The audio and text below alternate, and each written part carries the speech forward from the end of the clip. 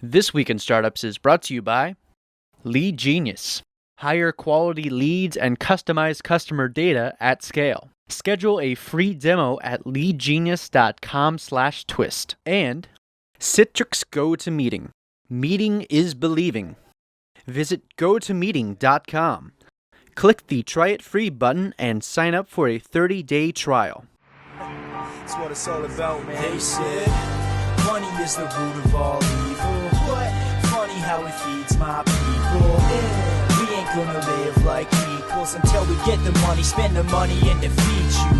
Yeah. Money is the root of all evil. What? Funny how it feeds my people. Yeah. We ain't gonna live like equals until we get the money, spend the money, and defeat you. Hey everybody, welcome to This Week in Startups. I'm your host, Jason Calacanis, and we do this show twice a week. One of the times we do an interview with somebody who's building a company or investing in them, and yeah, that's great, the interview program. But the one that people love most is the News Roundtable. Why do people like the News Roundtable? Because we hit so many topics, and we have access to the greatest guests in the world. Because we're here in San Francisco, and we are in a renaissance of tech journalism, and we get some of the best people you can imagine take time out of their schedule from filing stories, and they come here and they talk to us. So Amir Afradi is back. This is his fourth or fifth time. Welcome back to the program, Amir. And of course, you're from The Information. Everybody should go check out The Information. If you got $400 to spend on a publication, it's about $1 a day. It's worth it. I can tell you it's worth it because you do a lot of great original journalism. I learn a lot from reading it. You file what, twice a week, 4 times a week? What's your... Usually twice a week. Yeah. Twice a week. Yeah. It's an amazing luxury. Yeah, but it's harder because you have to actually say something new and interesting. You can't recycle just be the anything. Eighth story on tech meme about whatever's new version comes out. Yeah, I wouldn't pay for that. So. Yeah, that's right. It's a pretty high benchmark. Now, Eric Newcomer is back on the program, one of our young guns, and you're with Bloomberg now. You're no longer with The Information. You started with The Information. Yep. We loved you. You came on the show. It's probably your third or fourth time as well. I have not changed. But you went to Bloomberg. I did. Sorely missed. What happened? They just offered you like this huge contract? They doubled your salary or something? Was it just a money issue or better position? What's the story? I mean, I love the Information. I still read it every day. I got a subscription through Bloomberg as soon as I joined. I think it's just, now I'm a beat reporter. I'm covering like Uber and Airbnb. I think as a young reporter especially, it's nice to have focus and sort of like be going to the conferences, be going to the talks, covering the daily news cycle. I think that's actually fun and like a good way to learn. So I think that was part of it and just good opportunity. Cool. Awesome. Well, welcome back to the program. Speaking of important issues in the industry and focusing on what matters, Twitter, of course, this week broke hearts and crushed souls. Most important. We'll start with the most important thing that happened in the industry, which was we went away from the star, the fave, to a heart. And this created a huge uproar. And it... Good. What do you think, Amir? What's behind this? Well, I don't like it because I'm a longtime Twitter user, and Why don't you like it? Why don't? Because I hate it too. But why don't Twitter users like it? Well, it's a change. It's different. It's very noticeable, and favoriting something or starting something is not the same as loving it or hearting it. But I think it's a really good thing because at the very least, it shows that Jack is willing to piss off the core user base in the interest of, hopefully, he thinks, widening the user base overall. So if they're willing to take a chance and make us mad, but not to the point that we leave, that's great. They should do that all the time. I mean, we want Twitter to succeed, right? We don't want it to go away. So do you think this makes a difference, though? Is it material? No. This change makes no difference, but it's symbolic. It's symbolic, yeah, because it means that they could do other things that also will piss us off, but maybe will actually have an impact on the business. Eric, what's your take on this? You're a millennial. I don't. I mean, a symbolic change just basically means they wasted time on a product change that's not helping us. Yeah. That signals that maybe they'll change in the future. I don't know. I don't think it took much energy. I don't know. I don't really care. I think I'm amazed that non-journalists use Twitter. Like I use Twitter to sort of get my stories out, self-promote, promote other people's stories. But like any time spent on Twitter to me is just like time I'm not spent working. So I don't understand. It's like I'm so closely tied to the product, but I don't have the same emotional like resonance. So like fave, heart, it's like, I don't know. It's like, it doesn't change the product meaningfully to me. What's interesting about it is I think there are different classes of users, you're right, which is there are some of us who your Twitter handle is your core identity online. I kind of feel like out of all the identities I have online, Twitter, even above calacanis.com or even above this podcast, I feel like that is like, if I told people to go to one place, I would tell them go there because I'm the most frequently active there. Amir, I think you feel the same way, right? Facebook is more my like where my friends go, where like my identity exists. Right. Whereas Twitter's very professional to me. Yeah, and look, Twitter's problems have been a long time coming. When I got here, my second day here in mid-2010, I met with Jason Goldman, the head of product for Twitter at the time, and with Ev Williams too. And I was like, hey guys, I'm from Iowa. Love you. Love what you do. None of my friends are going to use it. I'm trying. I'm an advocate. I'm a brand advocate. They are not switching. I can't. Right. They don't even know how to. They don't know how to use it. So this has been a long time coming, and hopefully. Well, it makes you work, right? I mean, Twitter, you have to construct your feed. Exactly. You have to find the interesting people. You have to remove people, stop following them. On Facebook, they're just like, we know who your friends are. We're going to show you their stuff. Just And scroll. that's the stickiest stuff, right? The stuff that's, babies and bar mitzvahs whatever. and That is weddings. The most sticky thing in the world is that. Right. And you open up Twitter and they're like, yeah, you're not going to find a baby announcement here. But you will find a lot of people's opinions on a lot of different things, right? And great articles. I mean, it's an amazing tool. I really hope that it succeeds. The thing I find about this change that infuriated me the most, and let's face it, it's meaningless, but it did infuriate me a bunch because I use the star as a way to recognize the existence of a tweet. Yeah. It's a public bookmark to me. Right. And I am very liberal with the star. Right. When people say, Jason, you're a douche, which is not an infrequent thing, I literally star it. Right. When the social justice warriors get upset at me and they say oh my God, patriarchy, Calacanis, out of touch, white male, blah, blah, blah, I fave it. Right. Just so I can bookmark it and remember, yes, this is a person who thinks I'm like a patriarchal bastard or whatever. And now I'd have to heart it. And it's a bridge too far for me. I don't want to hug you. I want to fist bump you. I'm noting what you said, but I'm not hugging you. I find it pandering and childish, just like I found the like button was so manipulative and unsophisticated. The like button was like, do you like me, Eric? Please like me. Please like my update. It's just so pathetically desperate. It's so thirsty, as the kids say these days. But you're not going to leave Twitter though, so it's fine. It doesn't matter. You're not. You know what leaving. I'm doing? I'm hitting reply and I'm using the emoji for star, just as my own silent protest. That's engagement. Yeah. And I'm screwing all the data. All the data now at Twitter is going to be screwed up because I'm going to reply with a star and not fave stuff. So I'm just screwing up the whole model.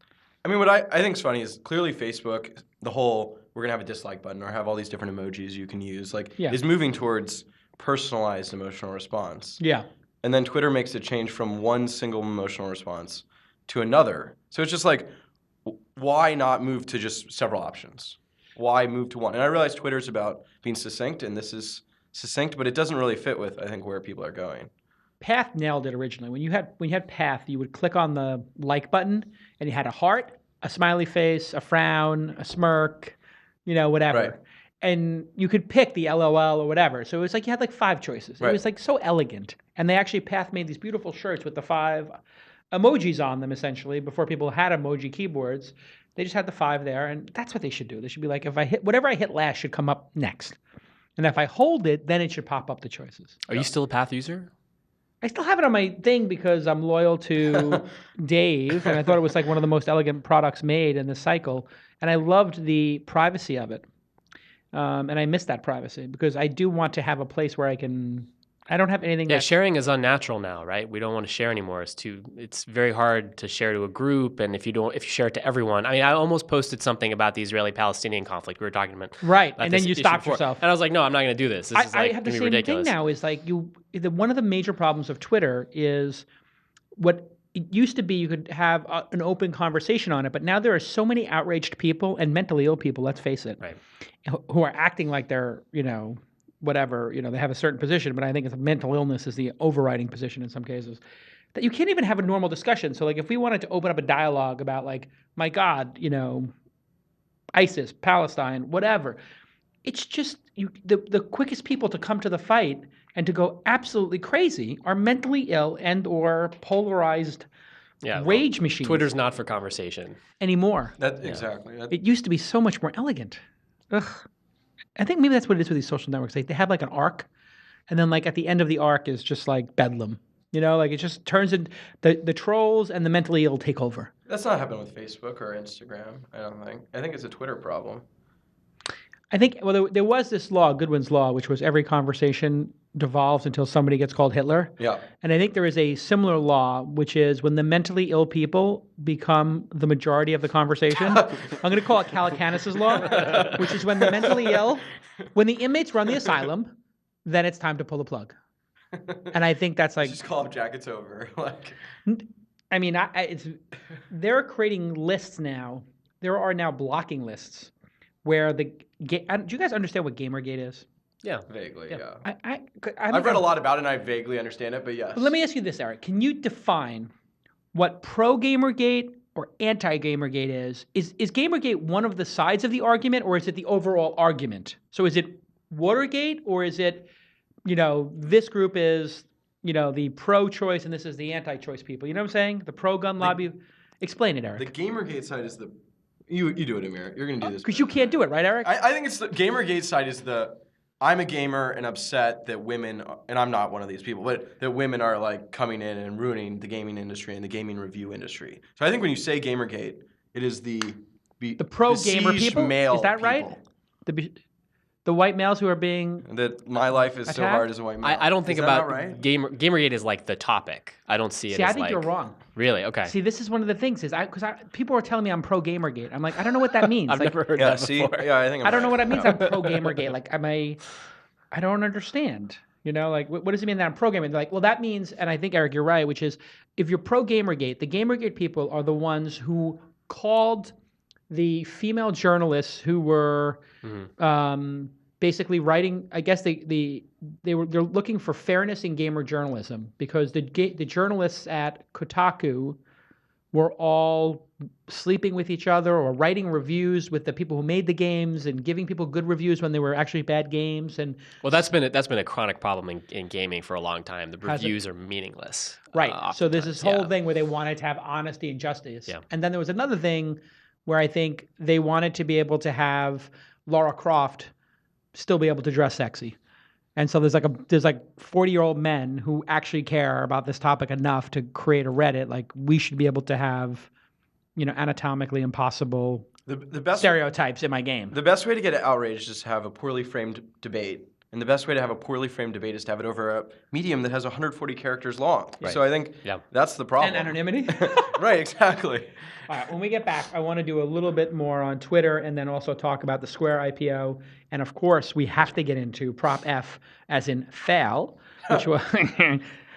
which is this incredible, ballot measure here in San Francisco to try to ankle Airbnb. And did it pass? All that and more when we get back after these important messages. Okay. And by these important messages, I mean the ones I'm going to read right now for a company called LeadGenius, which I actually use and love and subsequently invested in. This is the story of my life. You want to talk about conflicts. This is why I'm no longer a journalist. I am so conflicted. It's ridiculous. Number one, I love this product. I used it. Number two, I invested. Number three, they're advertising on my program. Number four, I'm reading the ad for them and endorsing the product. So this is an investment, product endorsement. I'm a customer of it, and in some way I'm benefiting because they're a sponsor of this program. But at the end of the day, what could go wrong? This is completely objective, in other words. But anyway, what I can tell you about LeadGenius is the quality of what they do is unsurpassed. And what I mean by that is when you are running a sales team, you need leads. You need those Glengarry, Glen Ross leads. You need the quality leads. What they do, it's very simple. It's a very elegant solution. They go into your contact management system and they say, here are all your leads. These leads are dead. Let's reactivate them for you. Let's write a script to send emails to the right people, and we'll put SDRs as a service, sales development reps as a service, to you. And then you wake up in the morning and your account executives have all of these great leads waiting for them at 7 a.m. What this does is it makes your organization run really well. Just like today, people outsource to WeWork or the Amazon cloud. It's basically outsourcing all of your client development, that little early stage where you're getting the leads. You basically do that in the cloud, and you can scale it up and down, up and down. You want to spend $1,000 a month, you want $3,000 a month, whatever it is. And it works so well that we got a company to do a $35,000 sponsorship for one of our events at the launch festival last year because we woke up one morning and they said, hey, those 3 people are no longer at company Acme. I won't say the name of them. Acme Products is, those 3 people aren't there anymore. These are the 3 new people. And by the way, one of them opened the email and one of them read it. So you might want to reply to them. And boom, all of a sudden, $35,000 sponsorship. It paid for like 2 years of the service. So they just scour the web for all this public and proprietary data. They import it directly into your CRM and marketing software. And then they research new leads for you if that's what you want to do. They keep the existing leads up to date, which if you are one of those people who's a great sales executive, you want your sales executive updating Salesforce or Tout or whatever other product you're using for CRM? No, you want them out in the field closing deals and meeting with people, not updating a database. Well, LeadGenius will update the database. Stripe uses it, Weebly uses it, Signified uses it, Launch uses it. Sign up at leadgenius.com/twist for a free review and audit and critique of your company's sales process, which they do for free. And they'll qualify... they'll do free calibration of your business as well, your sales team, and get you 10 high-quality leads, all for free. LeadGenius.com/twist, LeadGenius.com/twist. It is a great, great, great product. I am proud to be an investor in it. I love using the product. It makes what we do here at launch even easier. Okay. Hey, everybody. Welcome back to This Week in Startups. I'm your host, Jason Calacanis. You can find me on Twitter at Jason. You can find me on Instagram at Jason. You can find the show at TWI Startups on both Twitter and Insta. And Amir is at Amir. He's part of the First Name Club. And Eric Newcomer is at... are you on the Twitter? Yeah, it's Eric Newcomer. Eric Newcomer. Yeah. Oh, how original. And he, of course, is working at Bloomberg now, and Amir is at The Information. Both of those are also their Twitter handles, obviously. Okay, PropF has failed. We can confirm that. Yes. And on this show today. No, but it was yesterday. I'm kidding. Yeah, it was. But there was something about there was like 20%. It was Tuesday. It was Tuesday. But the vote was Tuesday. That yeah. they were still accumulating the votes, and there was like this glimmer of hope that maybe it would change. I don't think. Yeah. But anyway, it's a clear victory for Airbnb, and the nature of this proposition. And in California, we have these propositions, right? These. Yep. Well, it's the city of San Francisco. The city of San Francisco has them, and what they allow you to do is basically overrule all local government and force them to do something. Sounds like a great idea. This is your ideal political system, right? I imagine. What's that? I'm joking. This is not your ideal political system. I thought we lived in a representative government, but now we have ballot measures. Did you vote? I mean, there were 2 propositions that I didn't vote. Made no sense and canceled each other out. You know, I just moved up here, but I'm gonna get. I moved up here this year. I didn't vote. Wow. I should. Oh my God. I feel very guilty about it. I always vote, but I literally just moved up here and I just getting an address and all that kind of stuff. Whatever. That's my. You can't run for office now. You know. Really? You just doomed yourself. No. You know what? I got approached to run for mayor of San Francisco. It's a true story. By who? A guy who's got a lot of money, who is very involved in politics. You're definitely going to win. No, and here's what he said. The moneyed interests in Silicon Valley have approached me. Said, you're so offensive. Your approach to governing San Francisco is so offensive and scary. Because he was asking me what I would do, and I just told him, I was like, I would Bloomberg this place. I would literally come in and I would be the Giuliani Bloomberg worst nightmare of every person in San Francisco. He's like, can I back you to run this time? And I was like, you stand for everything opposite. He goes, yeah, I know. I want to show people of San Francisco exactly how scary it could be. And if you get out there and start speaking the way you speak about how you would fix things, people will vote for my candidate. All right, let's not get too far into this dystopian future. It's pretty good, Jason right? is our mayor. So anyway, PropF was, what exactly was the measure, Eric? What were they trying, and who was behind this ballot measure? Sure. I mean, the people behind the ballot measure, I think fundamentally were San Franciscans worrying about the housing crisis in San Francisco. Okay. There's a lot of talk about the hotel industry. They didn't really step up. They donated like $25,000. Now, the Hotel Workers Union did spend a lot of money on it. So there's that element there. Yes. So it's definitely the hotel. This ballot wouldn't exist if the hotels weren't involved. Hard to say. I think David Campos was one of the leaders of the charge, obviously. Tell people what was at stake here. At stake was, how Airbnb operates within the city. It was going to restrict significantly the number of nights you could rent out to 75, whether you own the house or it was a private residence. And then just sort of create a regulatory framework that's burdensome. Like Airbnb was literally saying you have to go register where you've spent your night because they want to track, how you're using the rooms. And so there are just lots of different provisions cracking down on the rental of home sharing in San Francisco. And this proposition was up even though there was already a housing enforcement agency that was set up independently of that, right? Yeah.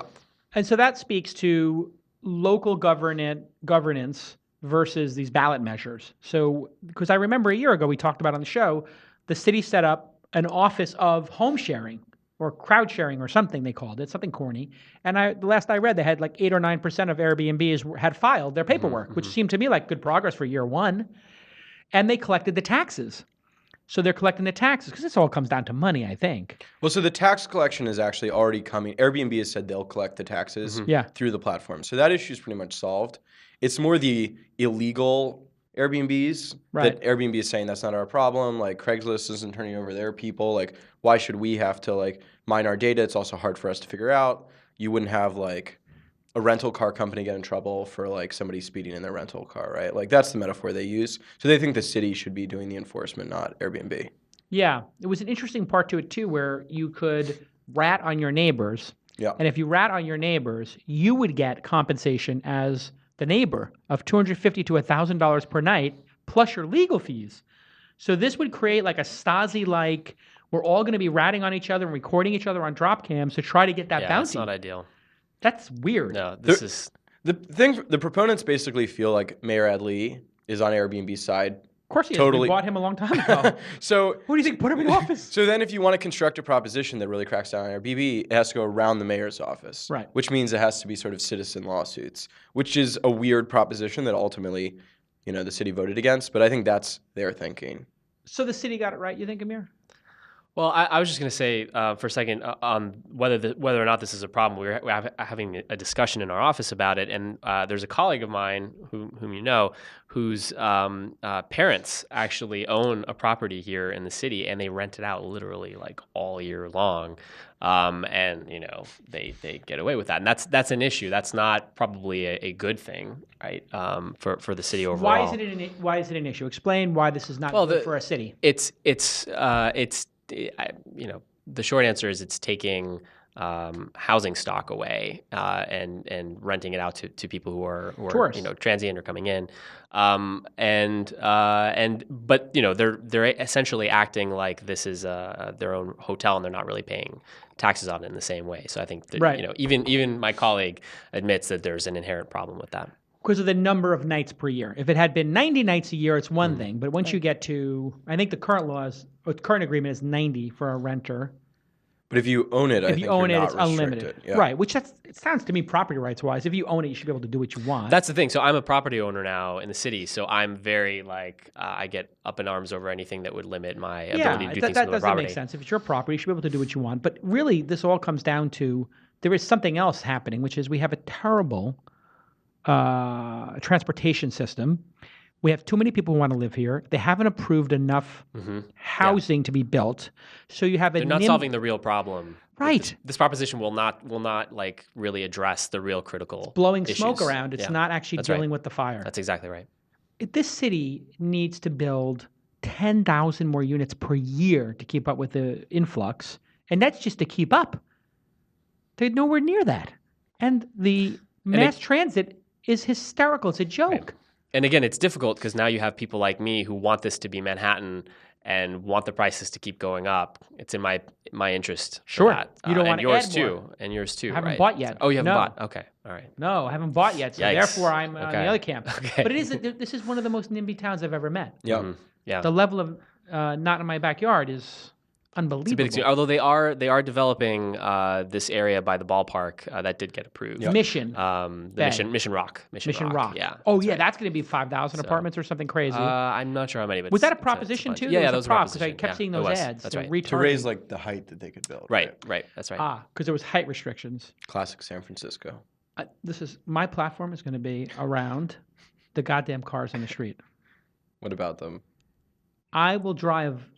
If you drive in the city and you watch the buses, people are allowed to park on Fillmore. They're allowed to park on Union. They're allowed to park on Geary. What planet are we living on that street parking is allowed in a major metropolitan area? They're parking on Battery. They're parking on Mission, a Market. There should be no parking on the streets during the day It should start at 7 p.m. After the rush hour, you can park on the streets. This idea that business owners need to have the 5 parking spaces outside of their front of their thing is an antiquated notion. We don't live in a little town here. So traffic can't move, which means the buses can't move. Right. So you see these buses, they're stopped on Union Street, people double park. They double park like they're living in Queens in the 80s. No parking on any of these streets. 0 parking. You park, you get towed. You want to park on a side street. That's it. This is your Uber investor argument, right? It's like, not about keep Uber, them in the yeah. cars, keep the cars moving. Well, it's no also for the parking. buses. If you're not going to No, build a I know, subway I know, system and you can't build underground here because of the earthquake risk, we need to have buses. So even if you said, because right now I think ride sharing is not allowed on Market Street, fine. Uber investor or not, I think it's fine. You could have some streets that don't allow Ubers or Lyfts or any ride sharing. I think it's weird. I think it's weird That people can park. No, that you can't be on Market as an Uber. Sorry, that one. I understand it because Market is such an incredible S show. I mean, it is. But it continues to be. Yeah. But Market is the one street where you're not allowed to park. But if they just took 5 other streets and made you not allowed to park, it would move a lot quicker. But this city is not. Do you think it's just all going to spill over into Oakland and Berkeley now that, speaking of Uber, they bought a building over there? It's just going to everybody's going to put their offices over there? Yeah, it's hard to say. People still want to be in the city for now, but it's not sustainable, right? Does not feel that's the sustainable. argument. So Jason for mayor 2019, is that what we're getting here? No, you know what? I'll tell you. I hate political office and all that stuff, but I will run in 10 years, like literally when I'm ready to retire in my 50s, I will run just to troll the damn city.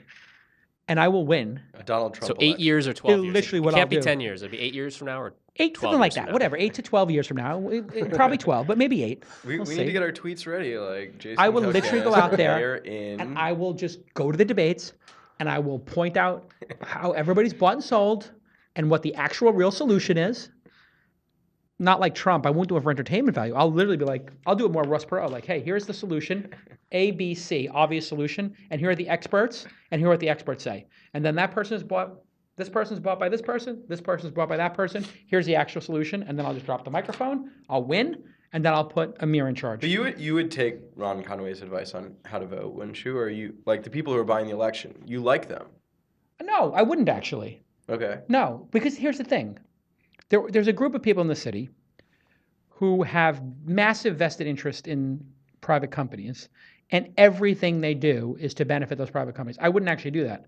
I would do something to make it more livable for everybody so that the long-term value of the city goes up, like Manhattan, like other cities. You should get Kim My Cutler on this show because Who? she is the world's #1 expert on all these topics. you She's a writer at TechCrunch. Yeah, she's the one who does the long form. You need to get her on I'll here. get her on here. She's She also basically has much cooler haircuts than we do. Oh, so it'd be absolutely. better. This is a But low- she's a low benchmark, boys. She spent the past 2 years researching all these issues, talking to everyone, so she actually knows what she's talking about. Yeah, I think that would be worth a show. I think so too. No, it's great. Yeah, you should have her on. All right. When we get back, let's talk a little bit about what do we got here? Oh, Apple.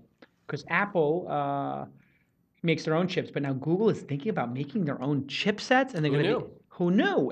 Apparently, The the information information knew, subscribers knew. and this is crazy to even think. And actually, it feels like VR is going to be a real thing. And I want you guys to tell me when we're going to have 1 million people with VR headsets, so that there's actually a market to sell products when we get back on This Week in Startups. And let me just tell you one thing that I use literally every day, and that's Citrix GoToMeeting. In terms of conflict on this one, I just love the product and I've used it for a decade. That's it. And the way the partnerships and sponsorships work on this show is I make them a list of the 25 products I use. They ask those 25 people, congratulations, you've been invited to sponsor the program, part of the program. And Jason will read your ad out loud because he'll just tell people what he likes about the product. If not, you can play an ad. That's why we never play ads, because we never get to the 30th person on the list. Native ads are the best, and that's what you're doing right now. We're doing like a native ad right now. And it's an endorsement. This is literally an endorsement because I use Citrix GoToMeeting. And the reason I use it is because, hey, listen, time is money and it's a hassle to hold meetings. We all know that. The meetings have to start on time. Nobody ever has the meeting start on time. Nobody ever has their headset on. The people are using this fakaka, like crazy free software that doesn't work and it's constantly, The meetings never start on time. The most important thing for me is that the meeting starts on time.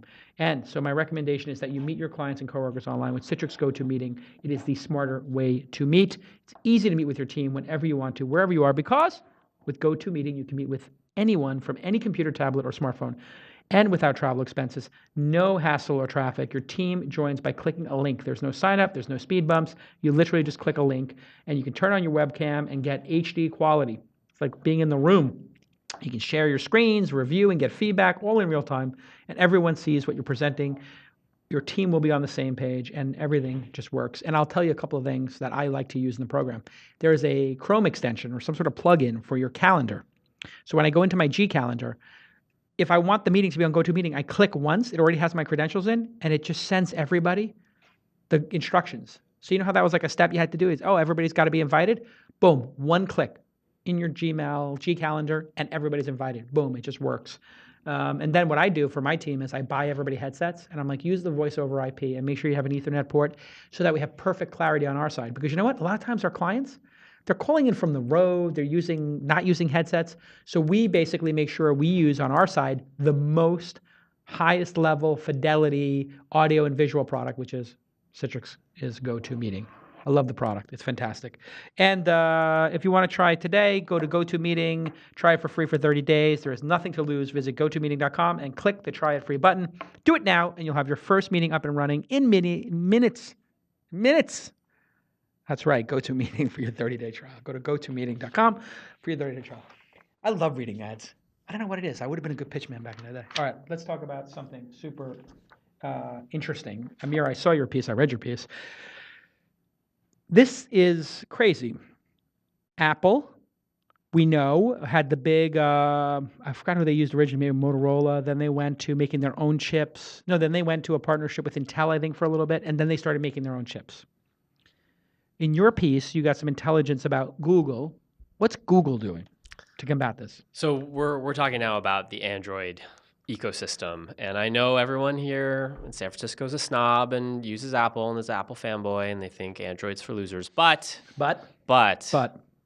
Android's a really big deal.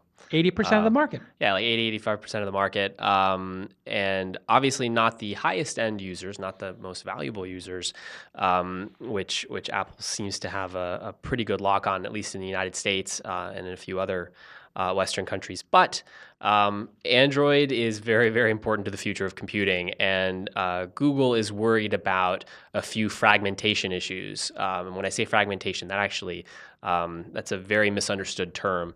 There are 3 levels of fragmentation in Android. Okay. And people only know about one typically, but there are actually 3. One is hardware is different from phone to phone. So Very different. So the phones can't do the same thing because the guts are different. That's step 1. 2, there's platform fragmentation, where the phones don't get updated after they're bought. So you end up with a user base that's using different versions of the software. That's So you have one vector here, which is the hardware on the phone, and then what version of the software. Right. So when you're making software for it, if you made that an X and a Y axes, all those boxes have to be checked and filled in. It means that the phones can do different things, update. and so that's level 2. Yeah. Level 3 is the handset brands or the wireless carriers in countries like the U.S. that kind of mess with the phone, put bloatware on it, or like change the UI or something. So the customization of the operating system. Samsung has its own flourishes, which I personally don't like. And then you buy Samsung with Verizon, and you get both of their little there you go. delightful apps. That's right. That you may or may not use. So Google's trying to solve the first 2 problems. It has other means to solve the last problem when it sort of negotiates with the individual handset brands, but it's trying to solve the guts of the phone problem. So it actually there's actually now a group inside of Google that's actually like working on chip designs and things like that. But in this instance, and they're working on chip designs for things like Chromebooks, kind of laptops and tablets. But they're actually looking at kind of very specific chip designs, whether it's the application processor, processing for cameras, sensors, things like that. They have very specific designs in mind that they want the chip makers like Qualcomm, MediaTek, Spreadtrum, all these folks in mainland China as well, to use and then sell to the handset brands and make sure that they're in all the Android phones. Wow. So now Google wants to be in the chip business Not exactly. Chip standard? Not exactly. All they want to look, they're not a hardware company. They're not going to be a hardware company. They want to set a standard? They just want to make sure that the standards are high, because these features that they want to make the camera like the third eye of the phone, or to enable better VR or augmented reality technology, they really, those things cost money. It's not free. So these are not new technologies. The chip technologies that Google's pushing, they're not new. They're old concepts, but they cost more. You have to put like extra memory on the main chip. They call it in-packet memory is what they call it, IPM. That costs money. So when handset brands are buying chips from the chip makers, they don't want to buy that shit because it's more expensive. They're like, oh no, I'll just go with the regular. And they're competing on price. Right, and their margins are so small. So these things cost money, and that's why it's a challenge to get them implemented.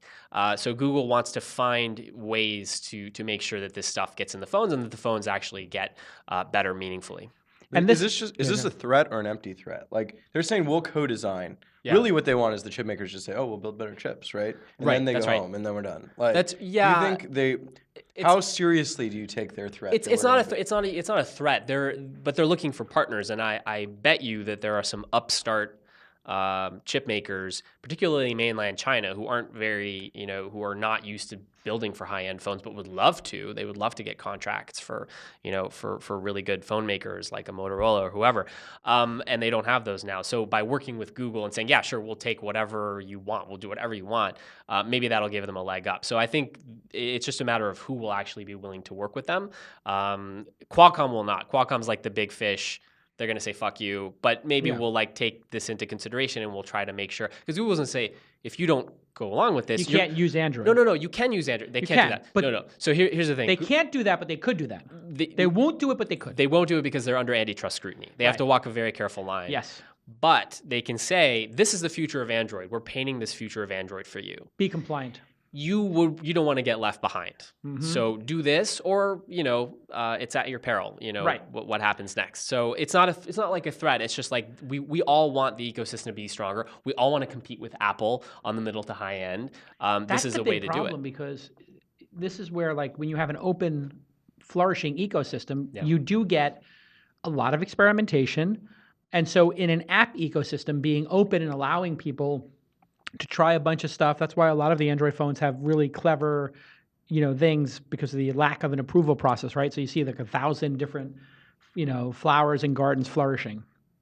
When it comes to hardware, and apps are really interesting too. Like Messenger on Android is amazing. Yeah. I think it's better than the Apple version. They can do a lot of things they can't do. Yeah, and so now it's like, well, but with the hardware, it's kind of like, you know what? This is my primary consumption device, my primary communication device. Like, you can't.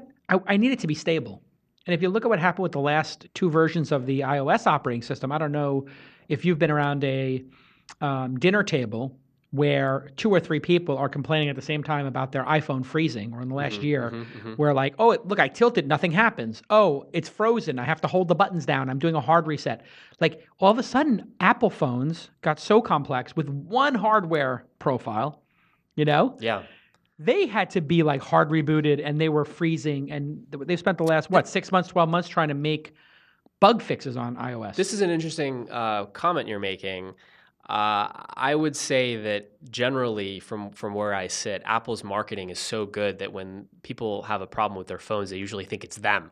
They don't think it's Apple. Exactly. And this is fascinating, because Apple's gotten, at least here in the United States where I live, it's gotten everyone to feel like it is the best. It's the best quality. It's the best hardware. It's the best everything. It's the top standard, even though you could make arguments otherwise. And I'm not making that argument. They're fantastic products. I love Apple, but the NPS score speaks for itself. But your comment is very valid. There are a lot of people who have problems. My wife got an iPhone recently. It came in the box. She opened it up. Didn't work. Right. Had to take it immediately. Immediately, what she thought was, what did I do wrong? Yeah, right? she was very confused. Did I do something wrong? Because when I had my phone freezing, I was like, maybe I got too many apps. Maybe I'm out of disk space. And then I started talking to the people like, oh, you have that problem too, where it just freezes? Or when you double tap and you try to get to the task manager, it freezes? I don't know if anybody had that happen, where like you double tap and it freezes. All this like weird freezing. And then I talked to the guy at the Apple store. He's like, yeah, it's not you. And then I came in with my phone. This is when I knew Apple had a problem. I came in with my iPhone 6, and I wanted to trade it in to get the 6S. and it was having all kinds of freezing problems. So I'm like, you know what? They're not going to take my phone back. There must be something wrong with it. I don't know if I'm going to get any money for it. And the guy's like, is there anything wrong with the phone? And I was like, yeah, it's freezing or it's got some issues or whatever. He's like, you know what? I'm just going to give you the max back for it. Everybody's having those problems. This is what the guy said to me. So he literally gave me the max against my phone. Interesting. And which was like $250 or something against my new one, because I just buy the full fare thing. I don't wait to upgrade. I need to be on the latest to, like, as a reporter, as a conflicted reporter. But it is interesting how they have so many problems there. And then now, if you look at Android, it's like you're being an app developer on Android. You make less money. Depends on what kind of business you're in. Okay, but you make less money per user for sure.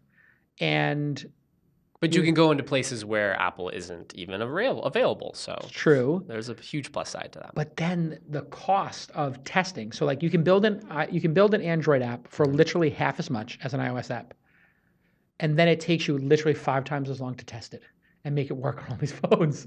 It's a disaster. Well, you can optimize for the biggest phone makers in each market. So you're only doing like a few of them. And then if the small ones really want you, they'll come to you and make sure that the process is smooth. I don't think that's that big of a deal. It's certainly a deal, but I don't think that's a backbreaker or X factor. All right, let's talk a little bit about the watches. You guys have watches? You got the Moto 360. It's a Moto 360. Oh, the Moto 360. Yeah, they sent me one of those. I didn't use it. You like it? I'm just sort of testing it. I wrote about smartwatches this week, so I wanted to test it. So you've tested the Apple. You have an Apple Watch? No, I don't. Okay. I'll probably get one for my wife, but I don't. Yeah. So what are your thoughts on the watch space? Is it DOA? I mean, we here in the Valley, we see everybody's got an Apple Watch, but then if you talk to people, the people who don't have it. Nobody sings about it. Hold on, do you really? Who do you see having Apple? Do you see influencers having Apple Watches? Okay, here's what I'll say. In the first month it was out, 4 out of 5 people, 3 out of 5 people at any dinner party or cocktails had it, and now 1 out of 5. So this is does Travis from Uber wear one? Does Reed Hastings wear one? Like, who of the techno? Tim Cook's always wearing one. It's shocking. I had brunch with Travis on Sunday. I don't think he was wearing one. Yeah. So that's the thing. So Elon Musk doesn't wear one. We were at Sun Valley. I don't wear one. My colleague Jessica, my colleague Jessica Lesson noticed that all the people that Apple would want to wear this device, they don't. They give it to them for free. Actually, Elon made fun of it. He's like, "Have you?" And he backtracked on that a little bit. Remember, he said somebody asked him about like Apple being a competitor for the car, and he just off the cuff said "Have you used the Apple Watch?" And he laughed, and they printed it. And then he backtracked. He said, "Listen, it's a fine product. It's a 1.0, but it is definitely a 1.0 product." And it looks like I saw some number that they only sold 5 to 7 million is one estimate. Yeah, I don't know if only is the right word. I mean, I don't know what your expectations were. It's a brand new device category. Well, with a half billion iPhones out there, I thought like 10% of people would buy it. Yeah, I don't. Too expensive. I don't know that it's fair to say it's like a failure or something. I think that's a step too far. But benchmarking Apple is such a dangerous game now. Yeah. I think it's fair to judge the product based on the scale of the iPhone today, not how the first iPhone launched. It's a huge brand. It's much more popular. They have many more stores. Right. Many more customers. I mean, Apple's so smart, but people are so sensitive on this. I definitely think they need to make a product that's going to make them $1 trillion company, right? Not like something that's old school Apple that's just another sort of growing product line. They're a company right now with one product. What, iPhone's like 60% of their revenue? No, more. Yeah. I think it's more. It's more, yeah. Producer Jackie will look up much more. And it's of its earnings, I think it's even more. Wow, because what goes to the bottom line, right? Obviously the question is, what's the value proposition of a smartwatch? And that's a difficult question to answer. Have you come to a conclusion? I think it depends on the person. I mean, the people who I know who really like their Apple Watch are young parents who have their hands full all the time and having notifications come to their phone, being able to do that stuff. While holding a baby. While holding a baby, or if they have a toddler who wants to play with shit all the time, they can't play with the watch the way they can with the kid won't grab. They're not aware that it's a phone yet. Right. They'll be ripping it off their arm soon as they can play Candy Crush on it. It is interesting too, Eric, to your point, which is everybody's giving them a free pass on the phone, on the watch not being a breakout hit. Well, the truth is they put it on everybody's desktop. They did massive ad campaigns. They did a huge push for this. and it hasn't worked out. And at some point, I think we're going to have to admit that this is an iPad, not an iPhone. It's definitely not going to win at the scale of the iPhone.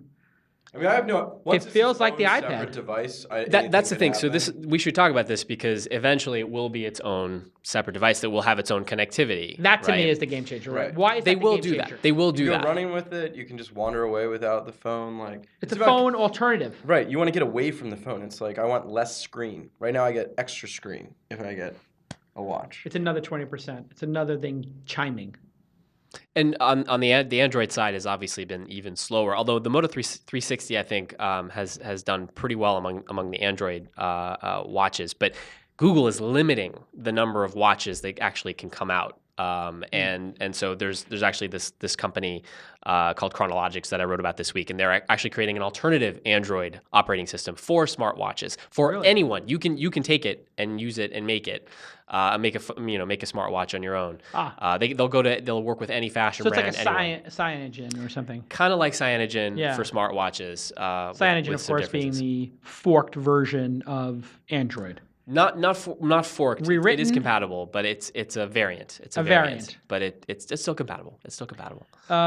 And Amir's like the expert on cyanogen also. He wrote the story. How are they doing? Because that was all the rage, Yeah. and they were a $1 billion company, and then I haven't heard They're not about quite them in the last year. They're not quite a $1 billion They company. want it to be a $1 billion very company. yeah. They definitely want. Yes, they definitely want. Don't we to all? Don't we all? But yeah. By the way, I'm announcing a $200 million round at the end of the episode for This Week in Startups.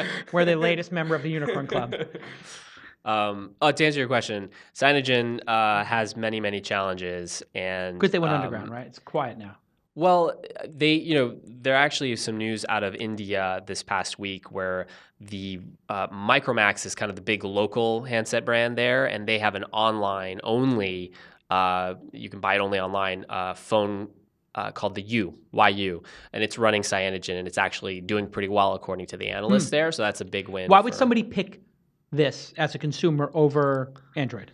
That's a very good question. I think right now there's not a great answer for that. It's a little bit different than Android. It's a bit more customizable. It has some different features. They have innovated on things like, when you bring down the notifications tray and you can like manipulate stuff there without actually going to the app. I think that's something that Cyanogen did first, and then Google implemented it into Android Core, which is a problem for Cyanogen because anything that Cyanogen does that's cool, they just boom. Android can copy. But what Cyanogen's trying to do At scale. At scale, exactly. And what Cyanogen is trying to do that it has not yet done is prove that by having a tighter integration between an app developer, and the operating system in ways that Google doesn't allow, that it'll be a better user experience. That's their claim. They're like, we're going to work with Microsoft, we're going to work with Spotify so that the experience of using their app is better than what's on regular Android. That is not yet clear.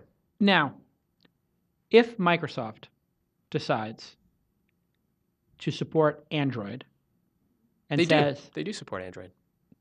If they decide for mobile, we're going to have Windows, but we're going to do Cyanogen, do you think that that's a natural purchase for them, for Microsoft to say, you know what, we're going to throw in the towel on mobile, we're going to embrace Cyanogen, we'll get all the benefits of the Android ecosystem, but we don't have to put Google Maps, we can put Bing Maps on the top level. Do you think that's an inevitability that they'll do something like that, or no?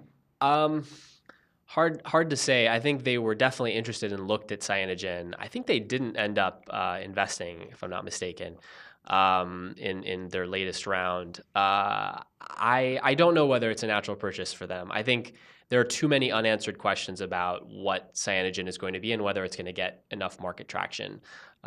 So I think at the moment, Microsoft is happy to just spread its apps across the Android ecosystem, the Apple ecosystem, and just work at it that way. All right, Eric, let's go on to this sort of the sky is falling, the unicorns are all going to die at once. Sure. Like the Jedi Knights, after they, they released the rule, whatever, or the Order 66 or 69 or something, Yeah, I know what you're 72. talking about, but There was some order that they gave, and the directive was kill all the Jedi. Right. So now we're in this mode where it's like we have to kill all the unicorns. By the way, all the journalists, I got that memo. Did you get that? you got memo? the memo? yeah. We have to just take down every unicorn as quick as possible. Pick your loser. No, I did not get that. But speaking of Jedis, did you guys see the Reddit post on Jar Jar Binks? Yes. Most amazing Star Wars related piece of writing I have ever read in my life. To all you listeners out there, Order you- 66, by the way. You must go to Reddit.com and find the post on Jar Jar Binks. It will be worth your while. I promise you that. More than meets the eye with Jar Jar. It's really Jar Jar Binks quite was a something. trained Force user? Is that the title? I don't Yes. want to. Let's The not true go Sith down. master? That's right. That's true right. Sith ma- That Sith Jar master? Jar Binks. The theory is that Jar Jar Binks was supposed to be the main villain in the prequels. Hilarious. So, It's yeah. funny. We'll never Darth do it justice. Jar Jar. And that he may come back. If he brings, actually, you know what? This would be very interesting for JJ to bring him back. It would be the most self-aware thing, the most meta thing JJ could do would be to bring Jar Jar Binks back and literally have him like jump in front of like, you know, Princess Leia and take a bullet for her, you know, or like get sliced in half and that he redeems himself for destroying the prequels. Or he's the villain, which is the theory. The theory that he is the villain. He's actually in charge of Emperor Palpatine. And not the other way around. It's fascinating. You have to. I will read it because I have it it's here. full of kind of videos that actually have evidence. It's amusing. It's very amusing. Yeah, you should watch it. I will watch it.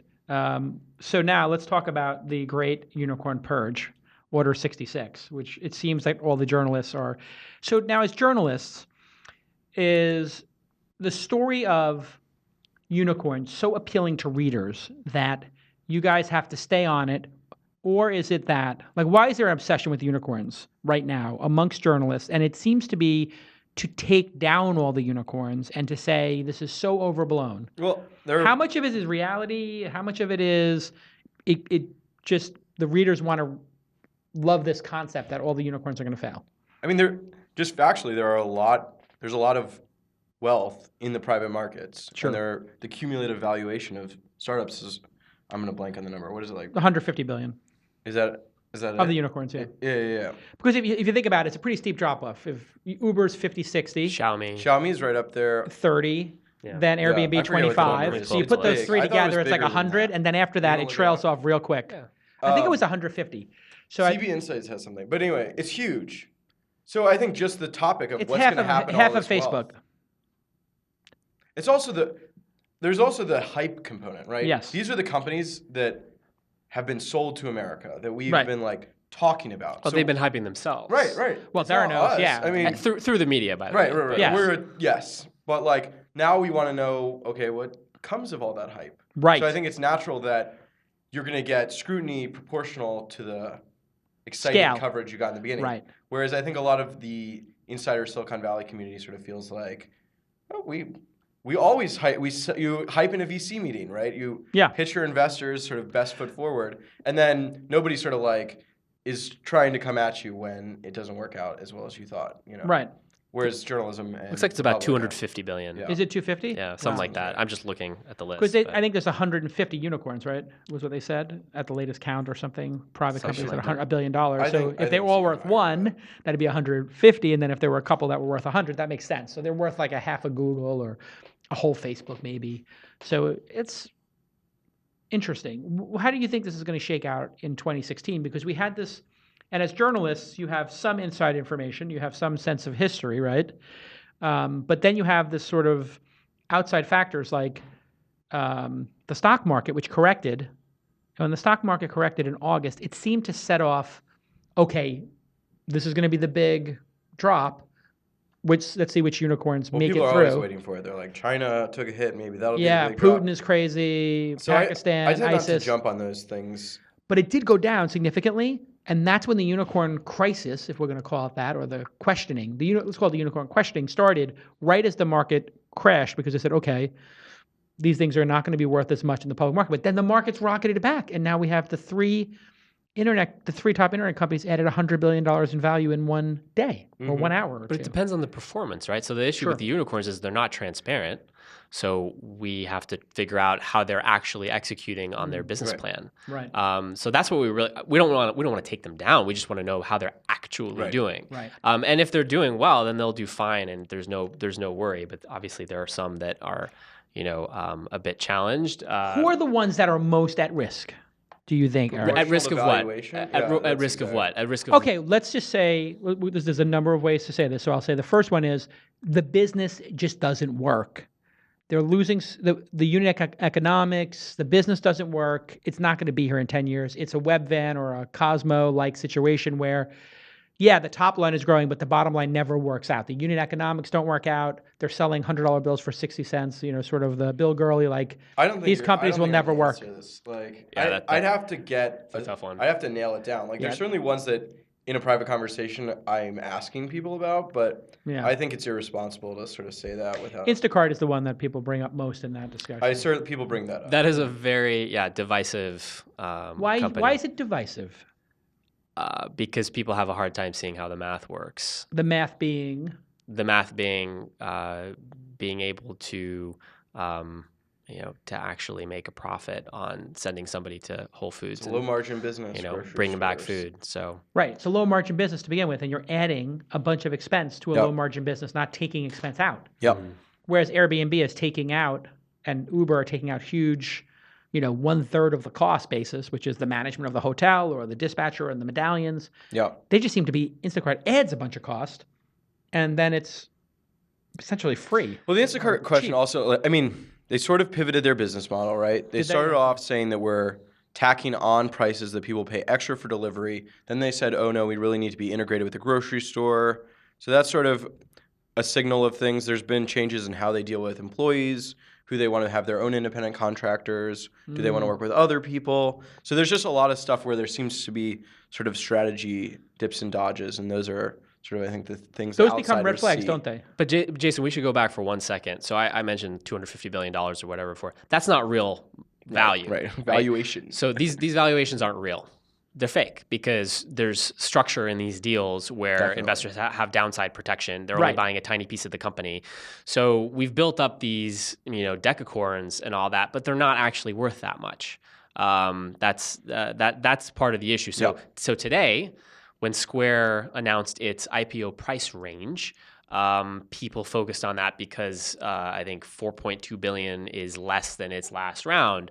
But its last round had a lot of downside protection for all these investors. So I don't think they were really saying, through their investment that they actually thought it was worth that much. Yeah, so if they raised that $8 billion and people put $1 billion in, it's not like those people lost half their money. Mm-hmm. They are guaranteed to get their $1 billion back, and in some cases get their $1 billion back plus 2x or plus 50%. Because when Box went public, it was underwater, and some people were issued more shares to make up for the difference in the lowering of their price of shares. That's at the expense of other shareholders. Of course, the common and everybody else, the founders and the previous venture investors. And a lot of the people with common are often perceived to be the less informed of the classes of investors, right? Sure. Only getting there, often the founders being included in that, if they don't have super founder shares. I was going to ask Eric about Dropbox because obviously they're impacted by Box's valuation, and Eric's written a lot about Dropbox. But you want to look at potentially problematic decacorns. Xiaomi would be one of them.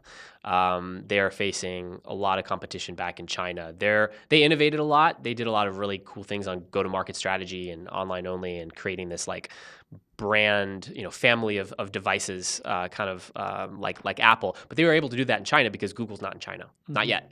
They're trying to get back in mobile, as we've reported, but there's no Google services on mobile in China, and so no Xiaomi Google services in the mainland in China. They don't operate exactly. there. That's right.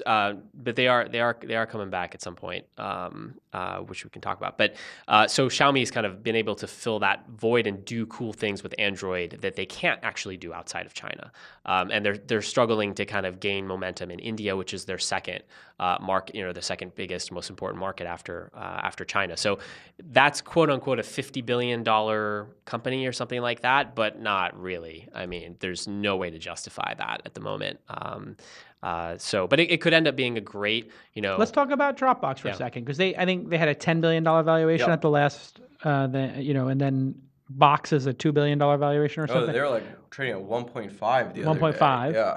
Yeah. And Dropbox is bigger. In valuation or in valuation, yes, but in revenue as well, it's yeah. probably triple or something. So maybe Dropbox is worth $5 billion. Well, and we've seen, the information, Wall Street Journal, I think, have reported the write-downs in mutual funds of Dropbox. So 10% though, they've written down modestly, I think. More than that, I think. Yeah, 20%. Yeah. So that's a sign. But yeah, just looking at the disconnect between Box and Dropbox is sort of obvious on its face, and that's hurts Dropbox every day. I think they have other more. There's another way to look at it to understand their problems. Also, it's just a consumer company that decided they had to make money by selling to businesses, and like that transition is a hard one.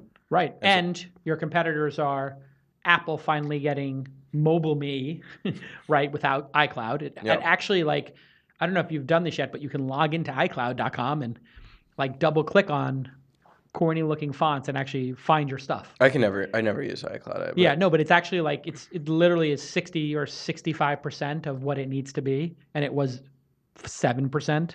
Like, it was basically like a blind backup tool. Now you can actually log into it, and actually there's a portal that is so poorly designed that somebody at Apple needs to be fired again, because they fired all the MobileMe team, but iCloud is just hilariously poorly done. But it actually works to back up, so it's starting to get there. Then you have Microsoft giving unlimited, but now they're backing down. They back down because people actually use unlimited. Reddit is up in arms over that one because they said it was unlimited, and then somebody used 75 terabytes. And so the question is Microsoft the jerk for calling it unlimited, and then acting like, oh my God, somebody is using 75 terabytes? Like, was that obvious or was that abusive? And I don't know. To solve this problem. All the online backup services solve this problem. It's unlimited. Do you know how they solved it? Well, the an asterisk, what? No, they had another way to do it. They just throttled your bandwidth. So it's unlimited, but if you get to 10 terabytes, the backup services, Carbonite, Mosey, whatever, would just throttle your bandwidth and say, yeah, you can still be unlimited, but it's going to take you 300 days to upload the next terabyte or the next 10 terabytes. So have at it. And it doesn't matter how fast you are, they throttled you on the way in, which we actually, when we had them as one of those companies we had as a sponsor, it was a big problem because power users started using it at their offices. So what you would do is you would put Carbonite or Mosey on the server, back it up every night, and then somebody would email me and say, like, hey, Jason, it says unlimited. You read the ad. I'm backing up my servers. I have it on 3 servers, or I have the drives mapped to one server with I was like, well, it's not exactly the intended use, is it? They're like, yeah, but they said unlimited. Yeah.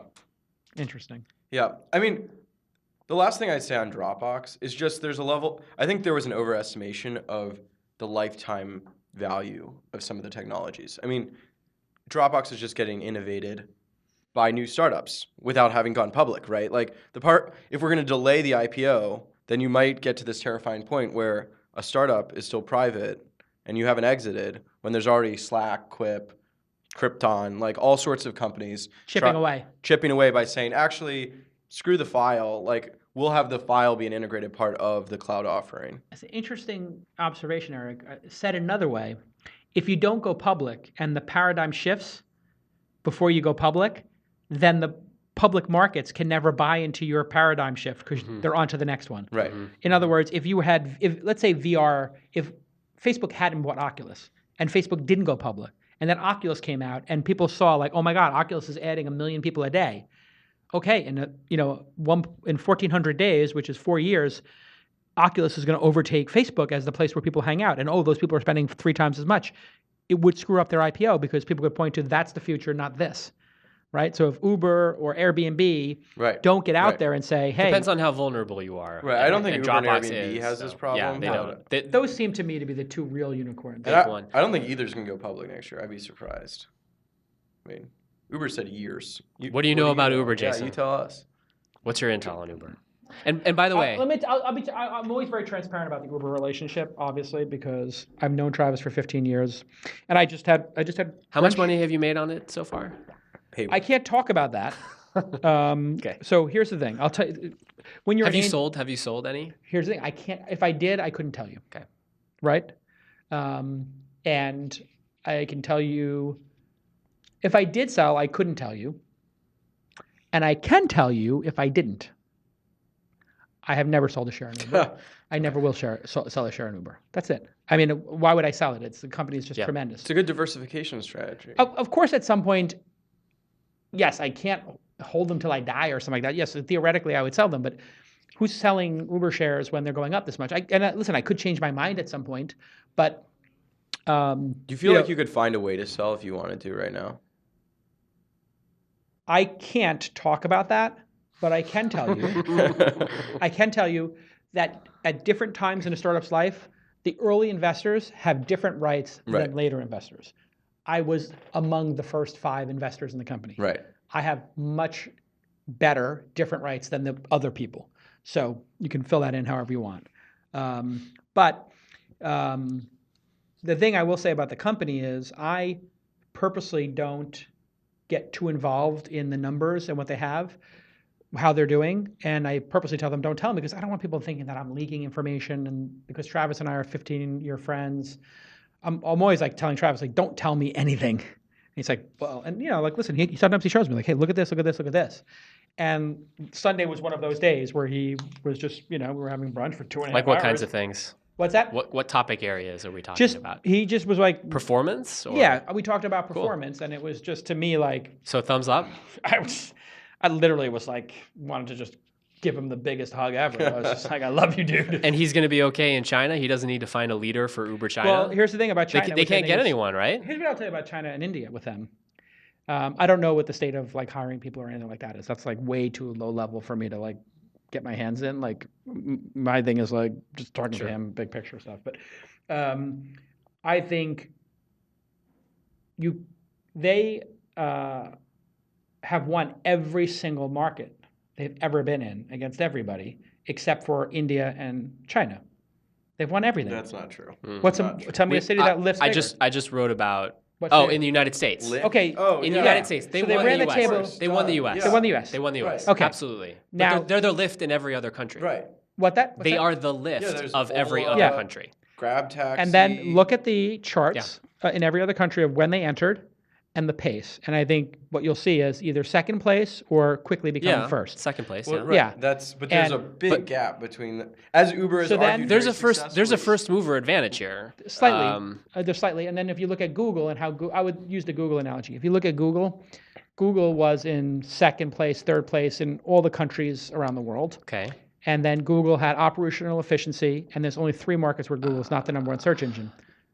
Do you know? But Google's not in the local business. It's different dynamics. I'm not saying it's not different, but marketplaces are. It's definitely harder. It's definitely harder. And then whoever has the biggest market cap, has the ability to buy the local players too. So, if you're the local player in whatever, Germany or any other country, you going public on your own or selling to Uber, which one's going to make your shareholders more money? Those aren't the only options.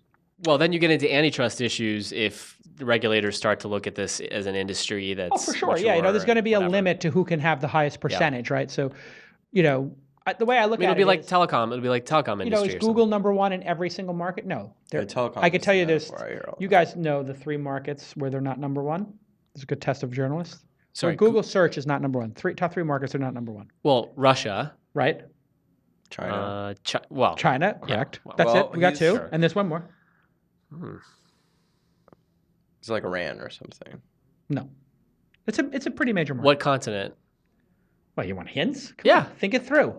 It's a very nationalistic country that has domestic search engines, 2 of them, in fact, that are bigger.